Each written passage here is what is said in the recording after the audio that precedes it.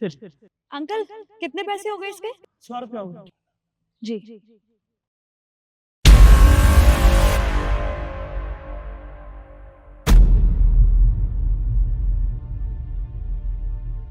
Uncle जी, वो एक problem हो गई है।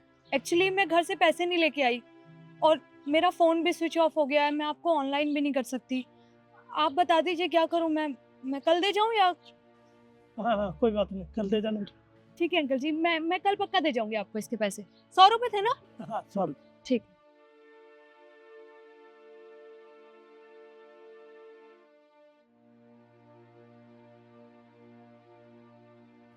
क्या बात है रिद्धि, तूने इन अंकल का कितना बेवकूफ़ बनाया ना। बेचारे ने बिना पैसे लिए तुझे खाना भी दे दिया। कल भी मैं इसके साथ यही करूँगी। इसको पागल बनाना कितना आसान है। कितने पैसे हो गए अंकल? 100 रुपये। 100 रुपए आज के और 100 रुपए कल के है ना? हाँ मैडम। 1 मिनट। अब क्या हुआ बेटा? वो अंकल पैसे ही नहीं है पर्स में, खाली पड़ा है पर्स तो। आप एक काम करिए, आप फिर इसे रख लीजिए। अरे नहीं नहीं बेटा, अब तो मैंने पैक कर दिए, ये सारा खराब हो जाएगा खाना। तो अंकल मैं क्या करूं बताओ, अब मेरे पास तो कैश नहीं है, ऑनलाइन आप चलाते नहीं हो तो मैं कैसे दूं आपको पैसे? आप रख लीजिए ना, किसी और को दे देना। तो मैं कहाँ रखूँगा बेटा, ये खराब हो जाएगा, मैंने पैक कर दिया। तू ले जा, कोई बात नहीं। मेरे को पैसे की सख्त ज़रूरत है, कल दे ही देना बेटा पैसा।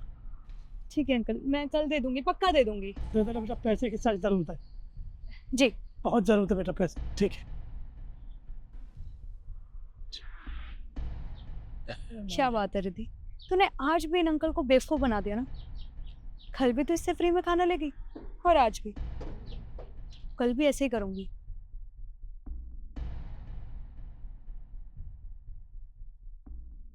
तरुण, अच्छा हुआ तुम मिल गए। तुम्हें एक चीज बताऊं, आप बताओ।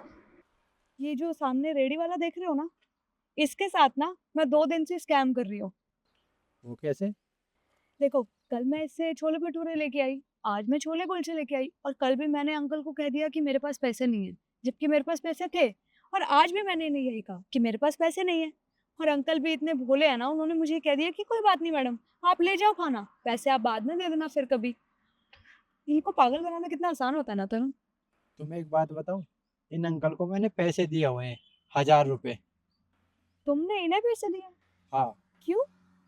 मैं बताता हूँ। चाचा, चाचा, कहाँ खोए हुए हो? एक प्लेट छोले कुलचे लगा दो। हाँ भी लगा तो अच्छा। अरे क्या बात है, परेशान से लग रहे हो, कोई बात है तो बताओ। परेशानी क्या साहब, कुछ समझ में नहीं आ रहा। लोग बाग उधार ले जाते हैं, पैसे देकर नहीं जाते। दुकानदारी बहुत कम चल रही है साहब। और सबसे ज़्यादा परेशानी, वो बच्चों की स्कूल की फीस नहीं भरी गई। ये फीस की चिंता खाई जा रही है साहब। अगर फीस कल नहीं गई तो 200 रुपये और एक्स्ट्रा लग गई। बस अब दुकानदारी हो नहीं रही, मैं फीस कहाँ से भरूं? यही चिंता खाई जा रही है साहब, पता नहीं भगवान कैसे होगा। अच्छा, मुझे ये बताइए, फीस के लिए कितने पैसे कम पड़ रहे हैं? 1000 रुपये साहब। 1000 रुपये।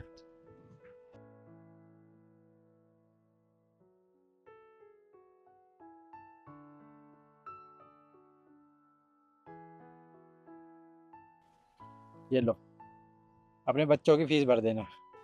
आपको बहुत बहुत धन्यवाद साहब, मैं लौटा दूंगा साहब। अरे कोई बात नहीं, आराम से लौटा देना, ठीक है? और नहीं भी लौटाओगे तो भी कोई दिक्कत नहीं है। अरे नहीं नहीं साहब, जैसे काम चल लिखने का ना, जैसे काम चलेगा मैं धीरे धीरे लौटा दूंगा। अब एक काम करो, ये छोले कुलचे की अब जल्दी से एक प्लेट लगा दो, पकड़ो। अभी लगाता हूँ साहब। तुम इनके साथ स्कैम कर रही हो, तुम्हें पता है कितनी मेहनत से इनका घर चल रहा है, 2 वक्त की रोटी के लिए कैसे गुजारा करते हैं ये। और तुम इनके पैसे ना देकर तुम अपने आप को बहुत बड़ी समझ रही हो। आंखों में जरा शर्म है ना तो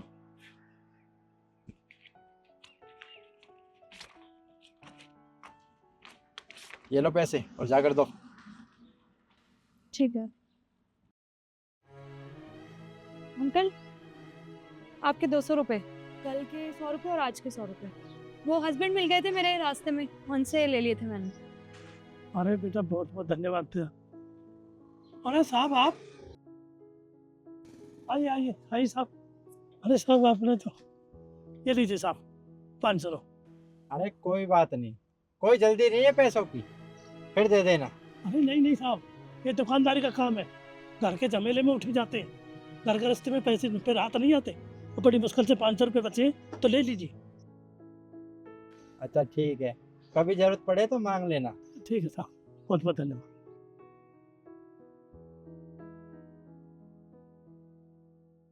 देखा तुमने, मैंने इन्हें 1000 रुपये दिए थे और इन्होंने 500 रुपये मुझे लौटा दिए। कितने ईमानदार हैं। और तुम इनके साथ स्कैम कर रही हो। अरे ईमानदार इंसान के साथ कभी ऐसा नहीं करते। अरे हमें तो इन लोगों की मदद करनी चाहिए।